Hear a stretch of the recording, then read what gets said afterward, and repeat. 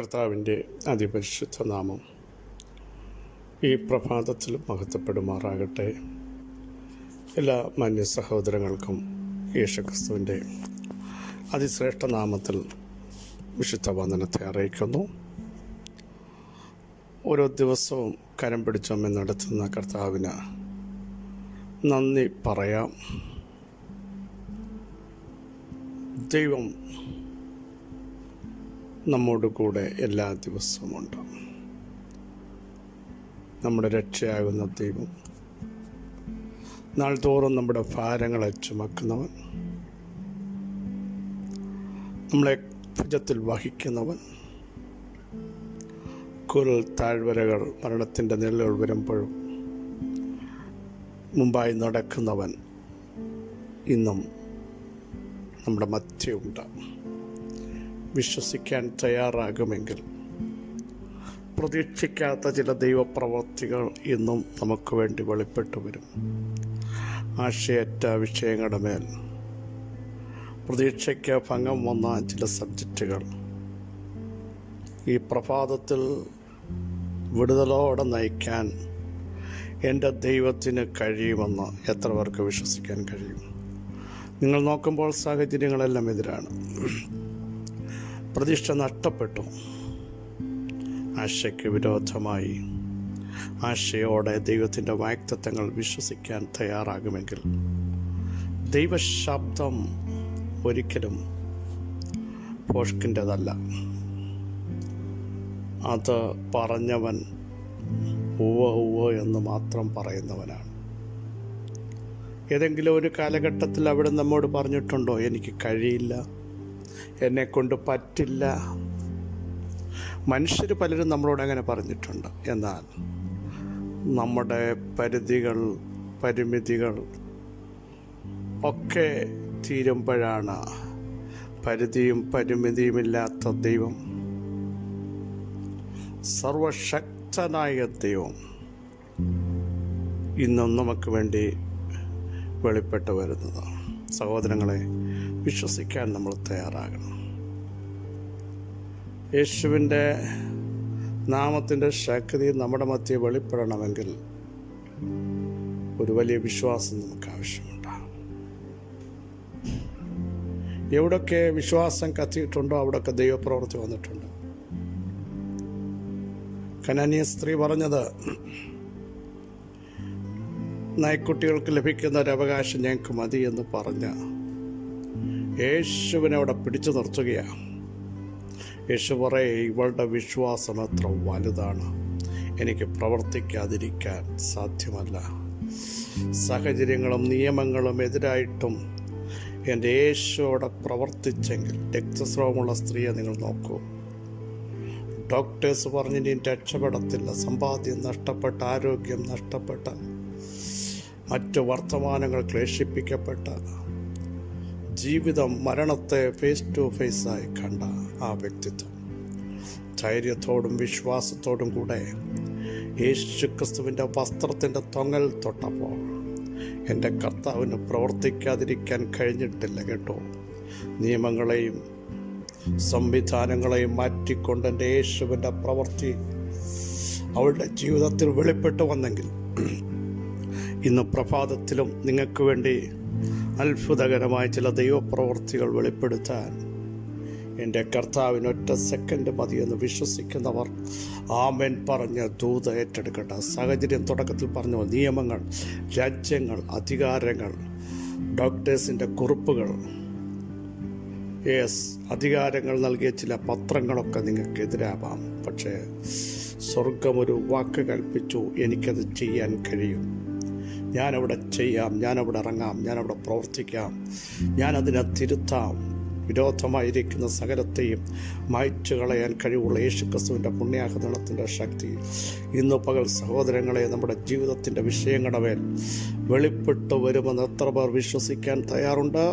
അവർ ഈ പകൽ ദൈവമഹത്വം കാണാൻ പോയി. ഒടുക്കത്തെ നാളിലല്ല, ഇപ്പോൾ തന്നെ ദൈവത്തിൻ്റെ മഹത്വം നിങ്ങൾക്ക് വേണ്ടി അവിടുന്ന് വെളിപ്പെടുത്തുന്ന പ്രത്യേക നിമിഷമത്രയെന്ന് എനിക്ക് വിളിച്ചു പറയാൻ ആത്മാവിൽ നിയോഗമുണ്ട്.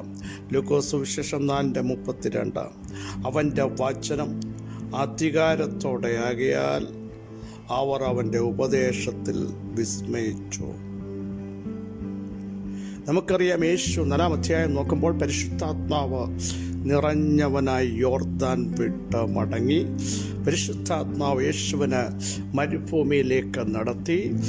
പിശാചിനാൽ 40 ദിവസം പരീക്ഷിക്കപ്പെട്ട യേശു തിരിച്ച് ആത്മാവ് നിറഞ്ഞ യേശു, മരുഭൂമിയിലായിരുന്ന യേശു, പ്രതിസന്ധികളെ തരണം ചെയ്ത യേശു, സത്താനാൽ പരീക്ഷിക്കപ്പെട്ട യേശു തിരിച്ചു വന്നത് എങ്ങനെയാണ്?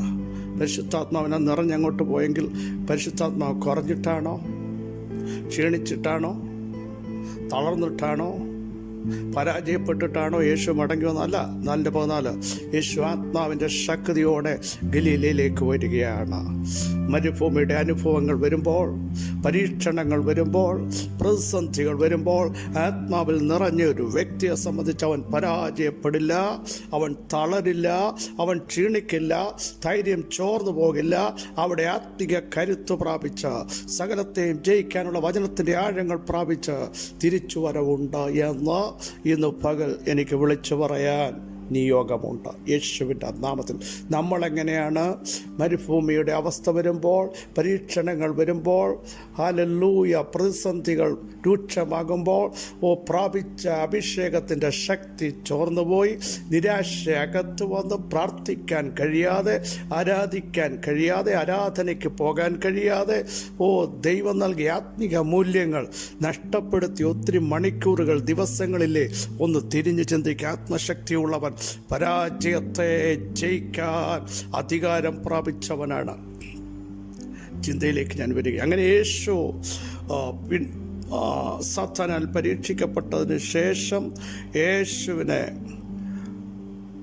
പരീശന്മാർ, ശാസ്ത്രിമാർ പള്ളിയുടെ വക്കോളം കൊണ്ടുപോയി. അവിടുത്തെ ഉപദേശം ശക്തമായിരുന്നു. അവർ കോപം നിറഞ്ഞവരായി യേശുവിനെ തലകീഴായി തള്ളിയിടാൻ നോക്കി. പക്ഷേ അതിൻ്റെ നടുവിലും യേശു ഒരു വഴിയുണ്ടാക്കി ഇപ്പുറത്ത് തിരിച്ചു വരികയായിരുന്നു. ഇനി നോക്കൂ, യേശു ഗലീലയിലെ കഫർന്നഹൂമിൽ ആത്മാവിൻ്റെ ശക്തിയോടെയാണ് വന്നത്. സ്തോത്രം. അവിടുത്തെ ഉപദേശം വളരെ ശക്തമായിരുന്നു. നമ്മുടെ കുറിവാക്യം അവൻ്റെ വചനം, ദൈവത്തിൻ്റെ വചനം തളർച്ച മാറ്റുന്നതാണ്. ദൈവത്തിൻ്റെ വചനം ശക്തി നൽകുന്നതാണ്. ദൈവത്തിൻ്റെ വചനം അയച്ച കാര്യം സാധിപ്പിക്കുന്നതാണ്. ദൈവത്തിൻ്റെ വചനം നിലനിൽക്കുന്നതാണ്.